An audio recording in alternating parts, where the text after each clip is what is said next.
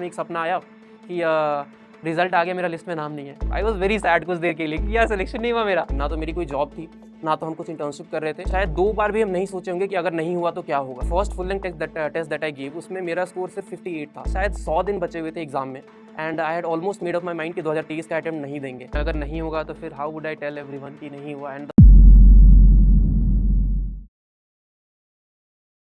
Hello, I am Siddharth Singh. I got rank 325 in CSE 2023। ये कहानी basically start होती है when I was 4 years of age. उस क्योंकि बिहार में एक कल्चर रहा है कि सिविल सर्विसेज का काफ़ी ज़्यादा मतलब इंपॉर्टेंस रहा है। So often when we come to Delhi from Bihar तो usually it is for the civil services. तो बट दिल्ली आना तो बहुत बाद की बात थी। इसके पहले से it started at the age of 4 years. तो बिकॉज़ मेरे पेरेंट्स ने भी सोचा था कुछ अच्छा कर सके बच्चा, बिकॉज़ मेरे पिताजी पुलिस में, बिहार पुलिस में अभी वो कांस्टेबल हैं एंड मेरी माँ हाउसवाइफ है। एंड उनका कंट्रीब्यूशन दोनों का बहुत ज़्यादा रहा है मेरी जर्नी में, because if it was not for them I would not be here. So what it actually started, ये एक सैक्रिफाइस से स्टार्ट हुआ था। मेरी माँ की सैक्रिफाइस, उन्होंने हमें अपने से दूर भेजा। She send me to her brother, मेरे जो मामा जी हैं उनके पास। And because he was a teacher in Navodaya Vidyalaya, Kushinagar में वो रहते थे उस समय। तो बेसिकली वो लोगों का प्लान ये था कि बिकॉज जब अगर ये मामा जी के साथ रहेगा तो he obviously do much better in studies, क्योंकि बिहार में उस समय पे मेरे पिताजी की साइड जो फैमिली थी, वहाँ पे पढ़ाई का बहुत ज़्यादा माहौल नहीं था।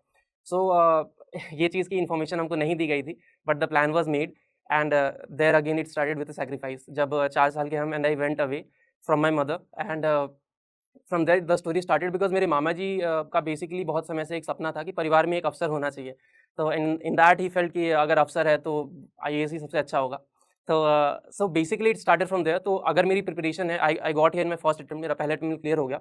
बट ये सिर्फ 1 साल की मेहनत नहीं हो सकती है। आई एक्चुअली बिलीव कि अगर मेरा 1 साल में ये रिज़ल्ट अगर निकल के आया है, तो इसके पीछे बहुत बड़ा फैक्टर ये भी होगा कि पिछले मेबी 16-17 साल में जिस तरीके का एनवायरनमेंट मिला, जो माहौल मिला था। तो I think I am very fortunate to मेरे मामा जी भी, मेरे मामी जी, जिन लोगों ने बहुत अच्छे तरीके से देखभाल किया। The kind of study material जो मामा जी लेकर के आया करते थे, because he had that in mind कि कभी ना कभी बच्चों को यूपीएससी देना रहेगा। So I am very thankful to him. And basically with that it started, I started studying with him and I was a good student, मतलब good enough student. I used to get good ranks in class, तो उससे भी expectations high रहती थी कि अच्छा ही करेगा। तो after coming to Delhi I joined SGND Khalsa college, जो डीयू का एक कॉलेज है, and there I did history honours. तो हिस्ट्री ऑनर्स एंड वहाँ पे सबसे अच्छी बात जो हमको उस कॉलेज में मिली, वो ये था कि मेरे जो टीचर्स थे सबसे पहले दे वर ऑसम। तो एंड उसका जो बेसिकली फॉर मी स्पेसिफिकली, जैसे हिस्ट्री ऑनर्स में और जो हमारा सिलेबस होता है ऑप्शनल का यूपीएससी का, वो एकदम सेम होता है ऑलमोस्ट। तो because of that the notes जो टीचर्स ने बनवाए थे, वो काफ़ी एविडेंटली मेरे लिए हेल्पफुल रहा था। In fact I got 286 marks in optional. This is what I will tell people जो कि डीयू में रह के पढ़ रहे हैं। अगर आप सपोज़ आप पीएसआईआर, आपकी पॉलिटिकल साइंस है या फिर आप इकोनॉमी या कुछ भी पढ़ रहे हो या हिस्ट्री है, तो मोस्ट ऑफ द केसेज़ में आपकी जो सिलेबस होगी, वो ऑप्शनल के सिलेबस से काफ़ी मैच करती होगी। तो in that I will say कि आपको कॉलेज में अच्छे से पढ़ाई करनी चाहिए। बिकॉज़ अगर अगर आपके पास नोट्स होंगे टीचर्स के, तो वो आपको हेल्प कर सकते हैं इन गेटिंग थोड़ा-सा एज मिल जाने में। बिकॉज़ मेरी जैसे हिस्ट्री के लिए अगर स्पेसिफिकली, तो it was about the historiography, क्योंकि इसका बहुत बड़ा रोल रहता है। एंड दूसरी चीज़ जो कॉलेज में काफ़ी अच्छी गेन हुई, वो थी मेरी debating society Vedang. Again it's a new family to me and it was a home away from home, क्योंकि वहाँ पे बहुत सारे अच्छे-अच्छे लोग मिले। एंड सम ऑफ देम जैसे कि मेरे सीनियर्स संतोष भैया, शाश्वत भैया, एंड माय फ्रेंड्स जैसे कि Vinayak Pandey and Vikas, and these people they were awesome people जिन्होंने काफ़ी अच्छा एनवायरनमेंट प्रोवाइड किया again. So once I started the debating society, तो उसका अगेन सबसे बहुत बड़ा जो इंपॉर्टेंस जो मेरे जर्नी में रहा स्पेसिफिकली, आई थिंक वो इंटरव्यू में बहुत ज़्यादा था। Because I got 208 marks in interview. तो आई थिंक कि वो जो डिबेट के पॉइंट ऑफ व्यू से जो आदत हो गई स्टेज पे बोलने का, या फिर लोगों के सामने बात करने का, अगर 100 लोगों के सामने ही बात करना था, तो कभी पैनिक नहीं होता था। And in that I felt कि शायद हो सकता है इंटरव्यू पैनल को ये चीज़ अच्छी लगी होगी। तो अगेन आई वुड से कि अगर आप if you are privileged enough कि आपको अच्छी से कॉलेज मिल रही है, आपको पेरेंट्स ने अगर दिल्ली भेजा है for example, and if you dream of attempting UPSC, तो आपको थोड़ी एक्स्ट्रा करिकुलर एक्टिविटीज़ भी करने चाहिए कॉलेज के समय में, because this is what work for me. क्योंकि इससे कई वेज़ में it was very helpful to me. Even I think in mains answer writing भी इसका काफ़ी रोल रहा होगा। क्योंकि जब हम लोग डिबेट करते थे, तो we had to brainstorm for 10 minutes, और 10 मिनट में हमको फॉर अगेंस्ट दोनों के व्यूज़ बताने होते थे। एंड आई फेल्ट कि जब हम मेंस के आंसर्स लिख रहे थे, तो because I had that habit कि किसी भी टॉपिक पे दोनों साइड के व्यूज़ हो सकते हैं, बैलेंस किस तरीके से करना है आर्गुमेंट्स को। सो आई फेल्ट कि वहाँ पे भी काफ़ी रोल था। Basically in second year of college I joined a coaching GS के लिए, एंड फ्रॉम देयर स्पेसिफिकली जो रियल यूपीएससी की प्रिपरेशन थी, वो मेरे सेकंड ईयर ऑफ कॉलेज से स्टार्ट होती है। एंड फिर वो थर्ड ईयर तक मेरी कॉलेज की जो ये कॉलेज खत्म हुआ, थर्ड ईयर में मेरी कोचिंग भी खत्म हो गई। And after that basically I took a 1 years break, क्योंकि मेरा 21 एज नहीं हो रहा था उस समय। तो I am 22 years of age right now. तो पिछले साल I got 21 and then I attempted the UPSC exam. So again जो वो पिछला 1 साल का जो प्रोसेस था, उसमें again I come back to the role of my parents, क्योंकि व्हाट यूजुअली हैपेंस इज़ कि I was doing graduation in history honours, जिसका ना तो कोई जॉब का खास पोटेंशियल है sadly and in India, and ना तो कुछ बहुत ज़्यादा ऐसे प्रोस्पेक्ट्स होते हैं। But the only reason why I did history was, खैर 2 रीज़न्स थे।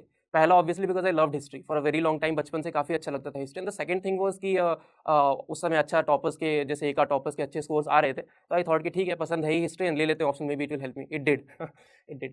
तो see so once I was done with the college basically, तो मेरे पास 1 साल का टाइम पीरियड था, एंड उस समय पे the major conundrum that I was facing was कि क्या मास्टर्स करना चाहिए या फिर यूपीएससी की प्रिपरेशन में लगना चाहिए। And if I started with the UPSC preparation without doing the master, तो मेरे पास कोई प्लान भी नहीं होता। एंड वहाँ पे आई थिंक मेरे पिताजी का बहुत बड़ा मतलब बहुत पॉजिटिव अप्रोच रहा, बिकॉज़ आई टोल्ड हिम कि पिताजी मास्टर्स करने का कुछ खास बेनिफिट नहीं लग रहा है, आई थिंक यूपीएससी का ही करना चाहिए। तो उन्होंने कहा कि ठीक है, जो मर्ज़ी, है ना? And I think the sort of freedom that was provided to me, वो काफ़ी ज़्यादा मेरे लिए इंपॉर्टेंट हो गया उस समय पे, because it made me very motivated, because I realise कि अगर मास्टर्स नहीं कर रहे हैं, तो I must be very dedicated. तो 1 साल के लिए फिर I was very dedicated, indeed I was very dedicated. And उसमें फिर once I started with the UPSC journey specifically, तो वहाँ पे फिर कुछ और लोग थे जिनका बहुत बड़ा रोल था। And see this is something that I have been blessed with, कि I have been blessed with great people in my life, मतलब बी इट माय फैमिली या फिर जिस तरीके के फ्रेंड्स मिले हैं। फॉर एग्जांपल शिवम, बचपन का दोस्त है मेरा, he has been so supportive. या फिर जैसे दिल्ली आने के बाद भी once I actually started the preparation, तो देयर वर 2 पीपल जो एक्चुअली में काफ़ी सीरियस एस्पिरेंट थे, रहमान भैया एंड दीपांशु भैया। तो both of them used to stay in a flat जो मेरे रूम के बगल में था। And again both of them I like to thank from the depth of my heart, क्योंकि आई वॉज सो लॉस्ट, मतलब जैसे कोचिंग खत्म होने के बाद भी एंड सब कुछ, because that is the usual thing, अक्सर पता होता नहीं है कि what should we do. So and regarding again, so what I actually feel is कि the fact that I am standing here in front of you, specially after my first attempt, I think ये possible नहीं होता if I did not have the great people that I have in life. तो again see, सो यहाँ पे I come to something that is very close to my heart, and that is कि अक्सर क्या होता है कि व्हेनेवर फॉर एग्जांपल कोई भी बच्चा जब यूपीएससी की प्रिपरेशन स्टार्ट करता है, तो there is a tremendous pressure जो दिमाग में चल रहा होता है, and pressure in the sense कि क्या सिलेक्शन होगा, एंड दूसरा चीज़ कि अगर सिलेक्शन नहीं होता है तो पेरेंट्स को कैसे बताएंगे या पेरेंट्स कैसे डील करेंगे उस चीज़ से, रिलेटिव्स क्या कहेंगे, या बहुत सारी चीज़ें। In that case I feel कि बहुत ज़्यादा ज़रूरी हो जाता है सबसे पहला कि पेरेंट्स का सपोर्टिव होना बहुत इंपॉर्टेंट हो जाता है, बिकॉज़ सी मेरे केस में क्या हुआ कि बिकॉज़ आई न्यू कि पेरेंट्स का मेरे साथ इतना मेजर सपोर्ट है, इसलिए I did not have to fear about the things कि व्हाट इफ अगर नहीं हुआ तो। मतलब इट इज़ द रियलिटी कि शायद मेरे प्रिपरेशन की जर्नी में शायद 2 बार भी हम नहीं सोचे होंगे कि अगर नहीं हुआ तो क्या होगा? बिकॉज़ ये सोचने की ज़रूरत ही नहीं पड़ी। And once I was given this sort of emotional stability, तो फिर मेरे लिए आसान तो नहीं पर ज़्यादा मुश्किल नहीं रहा यूपीएससी का प्रोसेस, बिकॉज़ आई न्यू कि करना क्या है, एंड आई न्यू कि अगर नहीं भी होता है तो चीज़ें ठीक-ठाक हो सकती हैं, कुछ ना कुछ कर ही लिया जाएगा लाइफ़ में। तो जब वो फ्रेम ऑफ माइंड मिलता है तो उसके बाद चीज़ें बहुत आसान हो जाती हैं, that is what I have felt. उसके अलावा ये था कि I try to surround myself in a situation जहाँ पे ज़्यादा नेगेटिविटी आए ना, because this is also something that often students are facing, कि सपोज आप 10 लोगों की भीड़ में रहते हैं तो बात चलने लगती है, तो अलग अलग तरीके की बातें होती हैं कि भाई इसमें से शायद किसी एक का होगा, या इसमें से पता नहीं किसका होगा या नहीं होगा, and the sort of things की सिलेक्शन नहीं हुआ। सो आई फील कि थोड़ी सी निगेटिविटीज को कट आउट करना बहुत ज़्यादा जरूरी है, बिकॉज सी एग्जाम ये एग्जाम इतना रिगरस है कि निगेटिविटी और डीमोटिवेशन ऑटोमेटिकली आएगा। पर वो चलो, वो तो एक बात है कि वो आपके अंदर से डिमोटिवेशन आ रहा है, बट द थिंग इज कि अगर आपके आसपास भी ऐसे लोग हैं जो आपको कंसिस्टेंटली डिमोटिवेट कर रहे हैं, तो चीज़ें बहुत मुश्किल हो सकती हैं आपके लिए। Once I actually started with the preparation, तो उस समय पे क्या हुआ कि something that was going in my head was कि प्रिपरेशन के अलावा तो हम कुछ नहीं कर रहे हैं, because literally was not doing anything. ना तो मेरी कोई जॉब थी, ना तो हम कुछ इंटर्नशिप कर रहे थे। इट वाज जस्ट कि I used to be in my room and I used to study. तो कभी-कभार ये डेफ़िनेटली फ़ील होता था कि बिकॉज़ आई हैड डन वो जो हिस्ट्री वाले पॉइंट ऑफ व्यू से चीज़ें होती हैं, तो it was some sort of एक सैड फैक्टर रहता था। बट अगेन मेरे लिए वहाँ पे चीज़ें अच्छी आसान थोड़ी-सी इसलिए भी हो गई, क्योंकि 1 साल तो ख़ैर ज़्यादा सोचने का समय होता भी नहीं है, एक बार जब प्रीलिम्स की प्रिपरेशन में लगते हैं।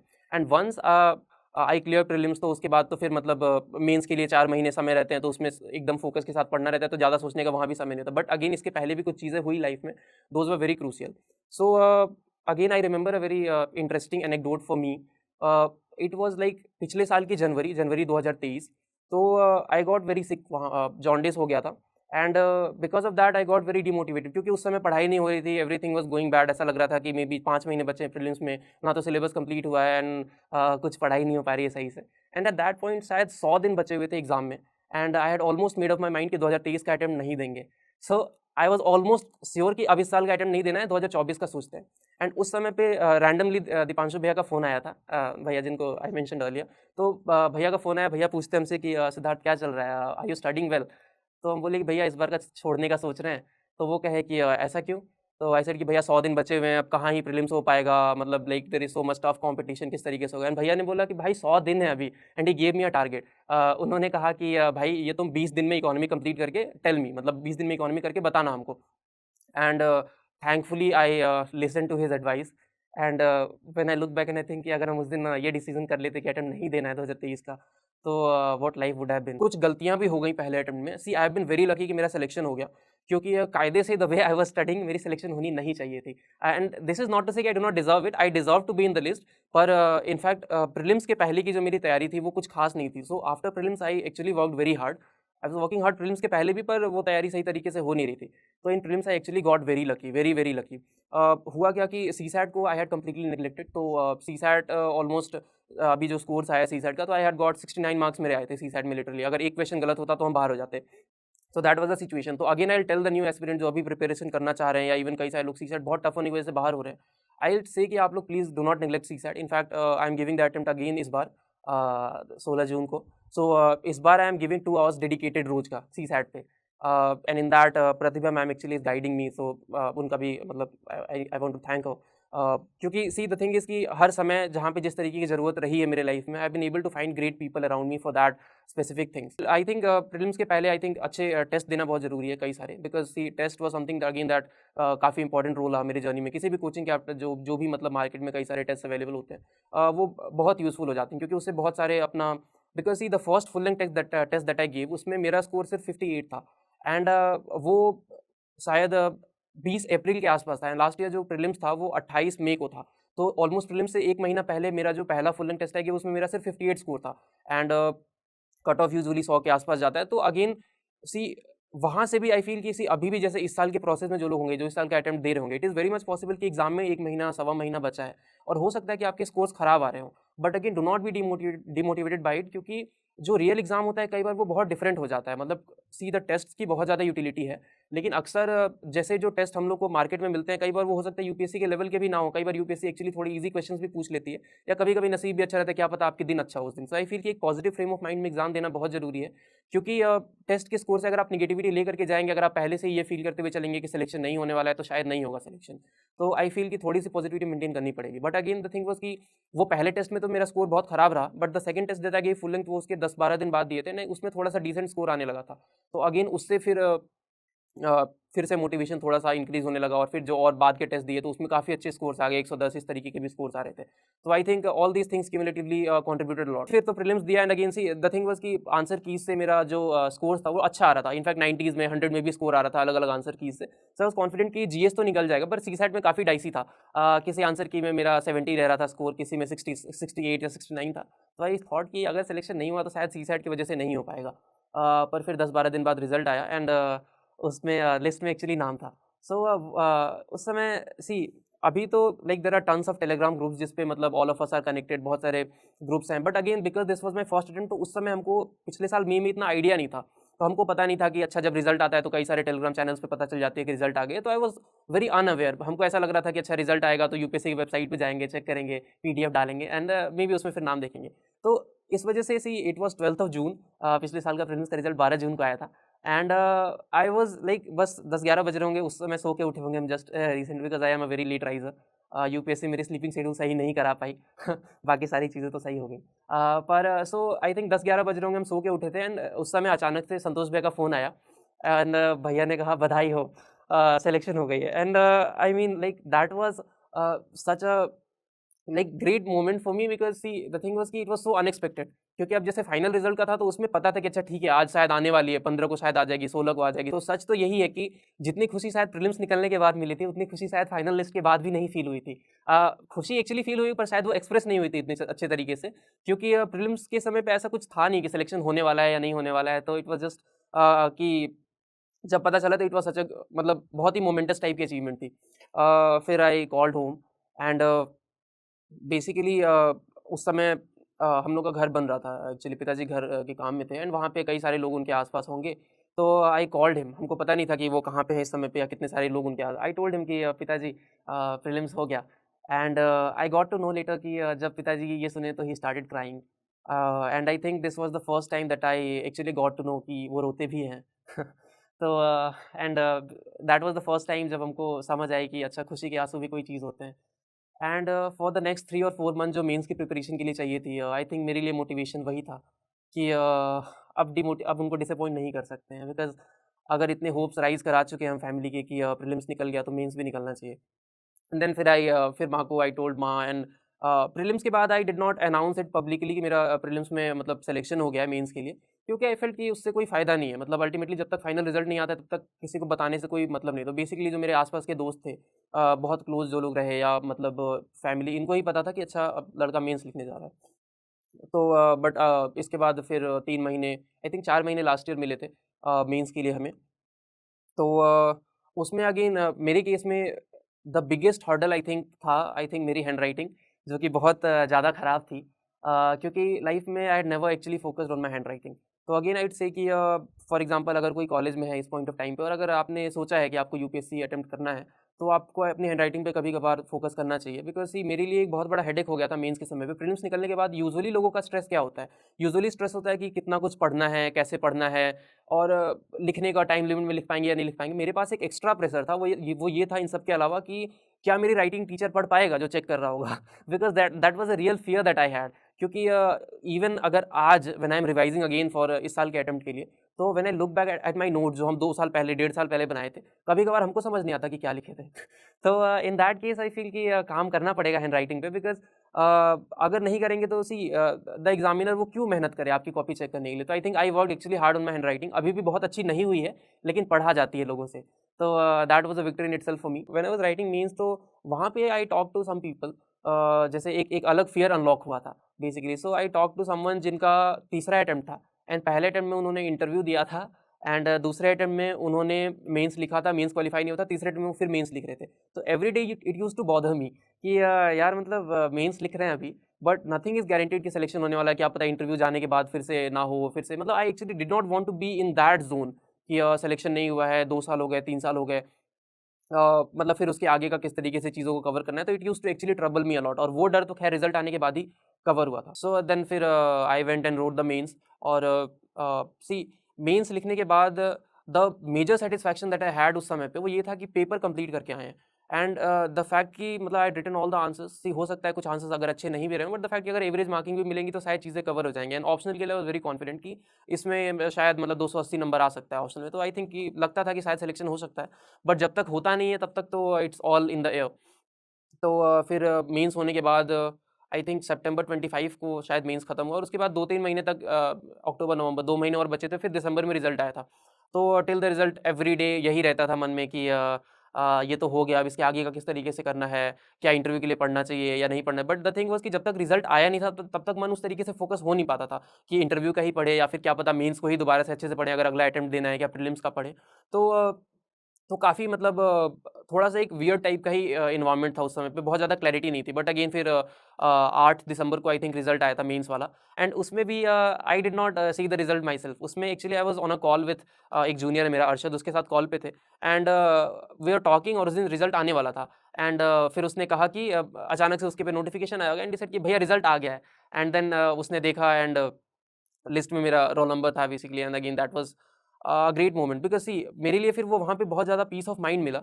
बिकॉज़ इंटरव्यू वाज़ समथिंग जिसके लिए आई वाज़ वेरी कॉन्फिडेंट। जस्ट 2 और 3 days before my interview actually I give a mock, जहाँ पे एक्सपीरियंस बहुत खराब हो गया। इनफैक्ट पता नहीं अब खराब हुआ या नहीं हुआ, बट फीडबैक में उनके तरफ से ये आया कि कुछ-कुछ ये चीज़ें हैं जिन पे आपको इम्प्रूव करना चाहिए। बट वो 2 दिन बचे थे, 3 दिन मेरे इंटरव्यू में बचे हुए थे। एंड उस समय पे I was in no point to basically खुद को रीओरिएंट कर लेना और चीज़, तो I felt very demotivated. In fact शायद वो मेरी प्रिपरेशन में पहली बार ही होगा और आखिरी बार ही मैंने एक्चुअली फेल्ट कि शायद नहीं हो पाएगा। मतलब आप सोच रहे हो कि इंटरव्यू मेरी 5th मार्च को थी और ये 2 या 3 मार्च की बात होगी। I felt so sad. और उस समय पे अगेन सी अगेन यहाँ पे फिर again Vinayak was to the rescue because he talked to me and he was telling me कि भाई ऐसा कुछ नहीं है, you have been doing well, you need to be very confident. वही सा आई नो ये सारी चीज़ें हर इंसान बोलता है, बट द थिंग वाज़ कि उस पॉइंट ऑफ टाइम पे आई एक्चुअली नीडेड दैट। तो आई फ़ील कि फिर वापस से थोड़ा-सा कॉन्फिडेंस गेन हुआ। The feeling that we get जब हम वो वेटिंग रूम से जब रियल एग्ज़ाम इंटरव्यू हॉल में जब जा रहे होते हैं, it's like such a accelerating feeling कि मतलब आपके साथ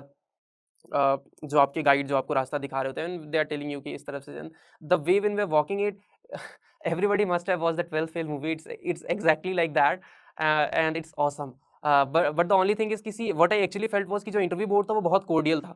तो अगेन कभी कभी स्टूडेंट्स को ये रहता है कि इंटरव्यू बोर्ड शायद बहुत मे बी आपसे दुश्मनी नहीं, ऐसा आई फील कि ऐसा कुछ नहीं होता है। They were very very chill basically, और काफ़ी सही तरीके से उन्होंने बात किया। इट ऑलमोस्ट फेल्ट कि अपने दोस्तों से बात कर रहे हैं, ऐसा ही लग रहा था। और the way I am speaking right now, ऐसा ही लग रहा था कि I am speaking just in front of them. और ठीक है, बड़े लोग हैं तो जो क्वेश्चन पूछ रहे हैं बहुत अच्छे तरीके से ट्राई करना है आंसर देने का। इंटरव्यू मेरा 5 मार्च को हो गया था, उसके बाद 1 महीने से ज़्यादा दिन के बाद रिजल्ट आया था।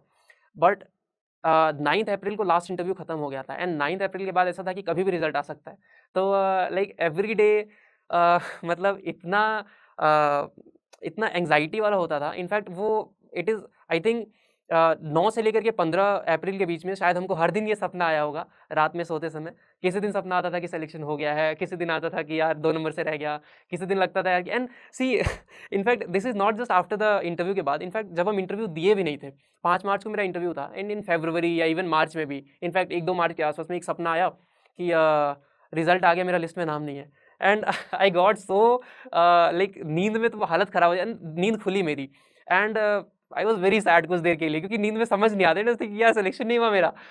एंड देन फिर आई रियलाइज यार इंटरव्यू तो दिया ही नहीं है अभी, सिलेक्शन कैसे नहीं ना। एंड दैट काम मी डाउन। पर सी दिस इज समथिंग जो होगा ही होगा, because it is such a big thing.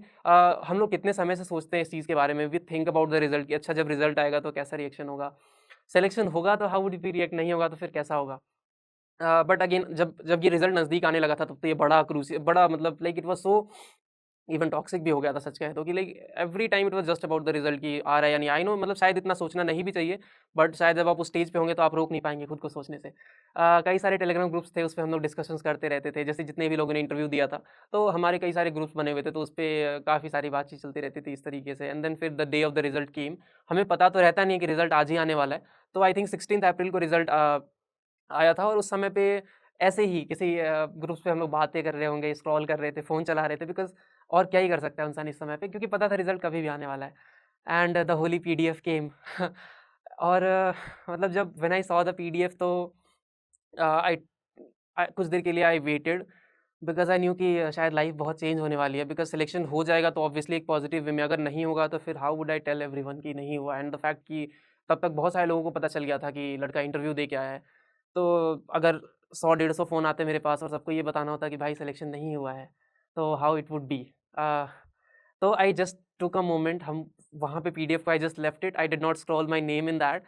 थोड़ी देर आई थॉट, एंड फिर उस समय फिर ख्याल है यार अभी तक किसी का फ़ोन क्यों नहीं आया, अगर सिलेक्शन हो गया रहता तो फ़ोन आ जाता।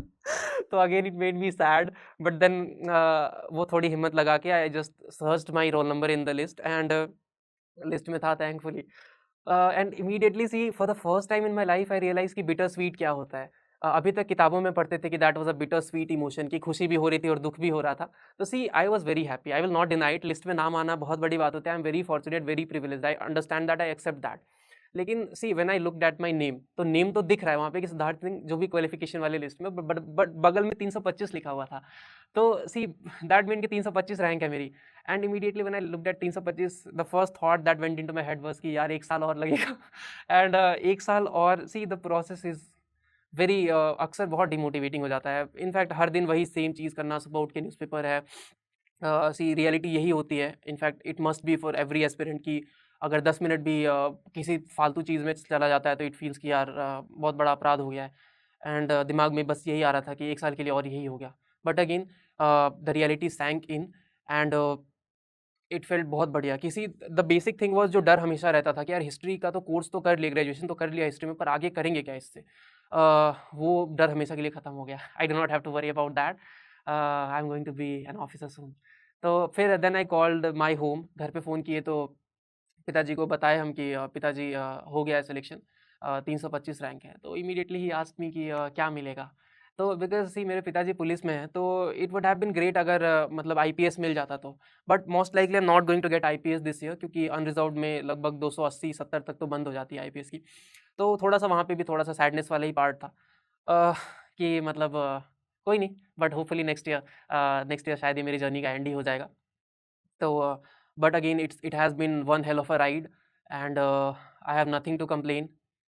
Things have worked out great for me and I hope कि नसीब जिस तरीके से मेरे साथ रहा है होपफुली बाकी लोगों के साथ भी रहे। And I hope I wish the best for everyone and be confident because this is very important. क्योंकि प्रोसेस इतना डिमोटिवेटिंग है, अगर आप कॉन्फिडेंट नहीं रहोगे तो शायद नहीं हो पाएगा। But if you are confident, अगर आप डेडिकेटेड हैं, जो कि मोस्टली सारे होते हैं, और अगर आप कंसिस्टेंट हैं, तो ऑलरेडी बहुत पॉसिबिलिटी है चीज़ें आपके फेवर में वर्कआउट करने की। See when most of us are dedicated indeed, क्योंकि सभी का सपना रहता ही है कि लिस्ट में नाम देखना अपना, and it is a great feeling, believe me. See आप जितना भी मेहनत कर रहे हो, आप जितनी भी चीज़ें सेक्रीफाइस कर रहे हो, everything will be worth it जब आप लिस्ट में नाम देखोगे। Nothing matters. जब आप व्हेनेवर सी, अभी भी कभी कभार I open the PDF and I put my roll number there, एंड जब वो दिखता है वहाँ पे नाम, तो इट फील्स कि मतलब इनफैक्ट वो इसलिए भी ज़रूरी हो जाता है क्योंकि एक आध बार तो रिजल्ट के बाद भी सपना आ गया कि सिलेक्शन नहीं हुआ। तो I don't know why it happens with me, maybe it's some issue that I am facing. But see one day I just had a dream कि रिजल्ट आ गया है और एक्चुअली सिलेक्शन नहीं हुआ। देन आई वोक अप और फटाफट फिर से वो PDF ओपन करके देखा, अगेन लिस्ट में नाम था वहाँ पे, तो आई थॉट कि चलो बढ़िया है। But again see what I feel is की dedication, because everybody is usually dedicated, तो the thing that will give an edge to you is consistency. आपको कंसिस्टेंट रहना पड़ेगा। अगर आपको चाहिए एक दिन का ब्रेक वीक में तो आप ले सकते हैं, but see for me it was like I studied every day for 8 hours, and पर उससे ज़्यादा भी नहीं, 8 घंटा ही हम पढ़ा करते थे, it was sufficient enough for me. But if you are consistent, शायद चीज़ें आपके साथ बहुत अच्छे तरीके से वर्क करेंगी, and the way luck has favoured me, I hope कि आप सभी को भी ये हैप्पीनेस मिले, and I wish the very best to everyone, and this was it from my side. Hello aspirants, हम में से बहुतों का सपना है IAS ऑफिसर बनना, लेकिन ये जर्नी बहुत मुश्किल है। हम प्रिपरेशन कहाँ से स्टार्ट करें, कौन सा स्टडी मटेरियल यूज करें, कोचिंग लें कि नहीं, हमारे मन में बहुत क्वेश्चंस हैं, लेकिन हमारे पास शायद गाइडेंस पाने का जरिया नहीं है। और इसलिए बहुत एस्पिरेंट्स ने जोश से रिक्वेस्ट किया कि क्या जोश टॉक्स एस्पिरेंट्स को हेल्प कर सकते हैं उनकी इस जर्नी में। जोश टॉक्स पर बहुत ब्यूरोक्रेट्स और अनेक टीचर्स और कोचिंग्स आती हैं अपनी कहानी सुनाने। जोश टॉक्स ने उन्हें रिक्वेस्ट किया कि क्या ये कोचिंग्स जोश की फैमिली से बात करेंगे और हमारे डाउट सॉल्व करेंगे। डाउट्स जैसे कि प्रिपरेशन स्टार्ट कैसे करें, कोचिंग लें कि नहीं, कौन सी कोचिंग लें, ऑफलाइन या ऑनलाइन, कौन से स्टडी मटेरियल यूज करें, क्या कोचिंग फीस में कुछ माफी हो सकती है। तो एक कोचिंग और मान गई है, KSG IAS अब हमें कांटेक्ट करेंगी और हमारे क्वेश्चंस को आंसर करने में हमारी हेल्प करेंगी। हम KSG IAS से अपने सारे डाउट्स पूछ सकते हैं और घर बैठे अपने क्वेश्चंस को आंसर कर सकते हैं। इसके अलावा जोश टॉक्स ने KSG IAS से ये भी बात की और रिक्वेस्ट की कि क्या वो जोश की फैमिली के लिए अपनी फीस में कुछ डिस्काउंट कर सकते हैं। आज मुझे बहुत ही खुशी है हम सबके साथ ये शेयर करने की कि वो मान गए हैं। जोश टॉक्स और भी टीचर से रिक्वेस्ट कर रहा है कि वो जोश के स्टूडेंट्स को घर बैठे फोन पर गाइडेंस और इन्फॉर्मेशन प्रोवाइड करें। तो नीचे एक फॉर्म दिया गया है, अगर हम चाहते हैं कि हमें इस इंस्टीट्यूट से फोन आए तो हम अपने नाम और नंबर शेयर कर सकते हैं। आपको जब फोन आए तो ये मेंशन करना मत भूलना कि आप जोश फैमिली के पार्ट हैं, ताकि आपको फीस पर एक्स्ट्रा डिस्काउंट मिल पाए। Best of luck to all the aspirants. जोश हमेशा हमारे साथ खड़ा है। जय हिंद।